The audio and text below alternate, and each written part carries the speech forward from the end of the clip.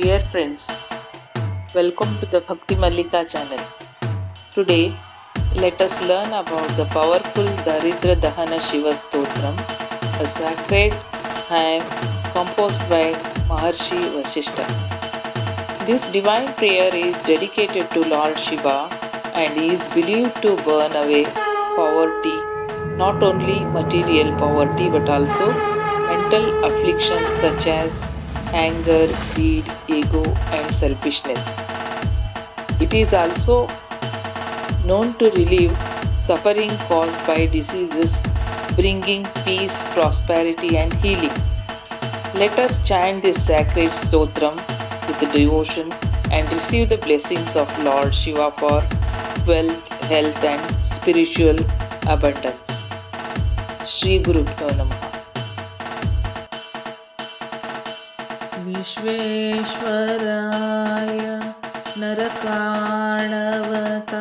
नरकाणवतारणाय कर्णामृताय शशिशेखर धारणाय कर्पूरकान्तिधवलाय जटाधराय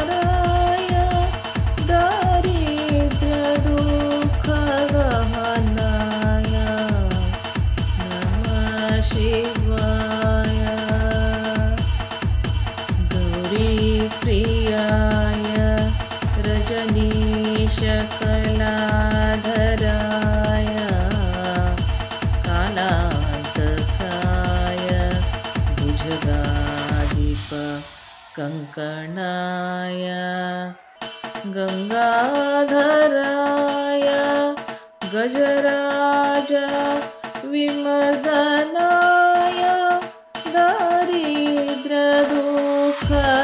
दारिद्र्यदुःखदहनाय नमः शिवाय भक्तिप्रियाय भवरोग भयापहाय उग्राय दुःख भवसागर तारणाय ज्योतिर्मयाय गुणनाम सुनृत्यकाय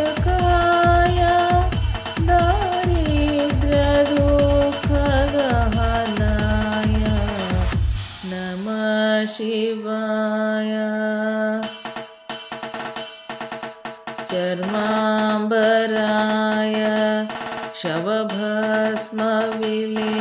शवभस्मविलेपनाय कानेक्षणाय मणिकुण्डलमण्डिताय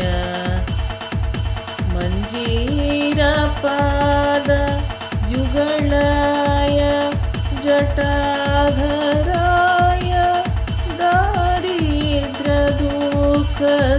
दारिद्र्यदुःखदहनाय नमः शिवाय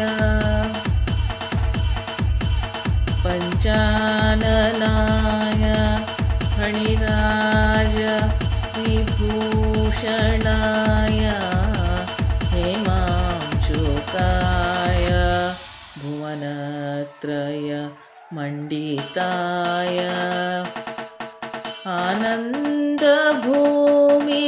आनन्दभूमिवरदाय तमोमयाय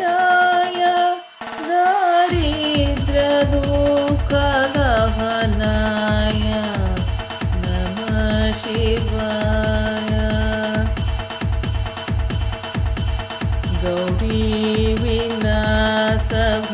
गौरीविलासभवनाय महेश्वराय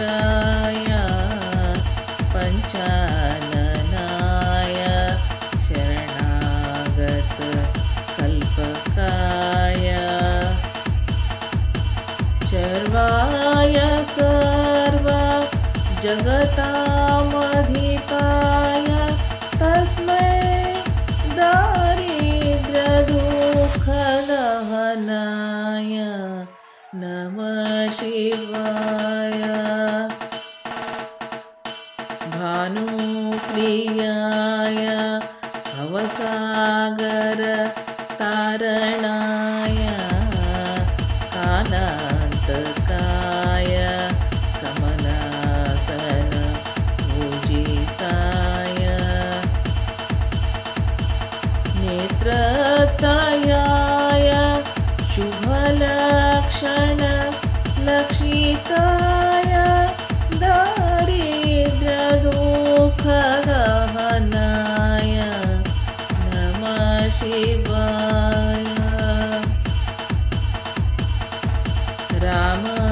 रामप्रियाय रघुनाथवरप्रदाय नागप्रियाय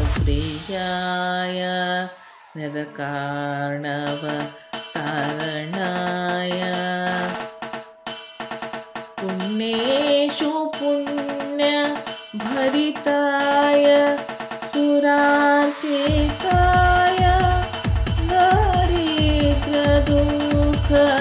दारिद्र्यदुःखदहनाय नमः शिवाय मुक्तेश्वराय फलदाय गणेश्वराय गीतप्रियाय वृषभेश्वर वाहनाय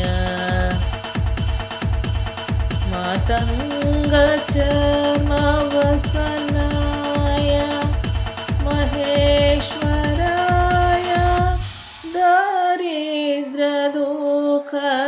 दारिद्र्यदुःखदहनाय नमः शिवाय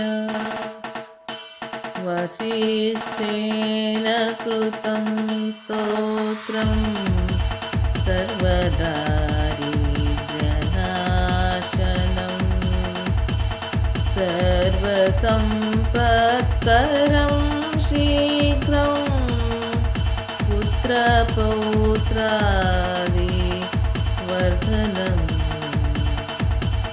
इति श्रीवसिष्ठकृत दारिद्र्यदहन स्तोत्रं सम्पूर्णम्।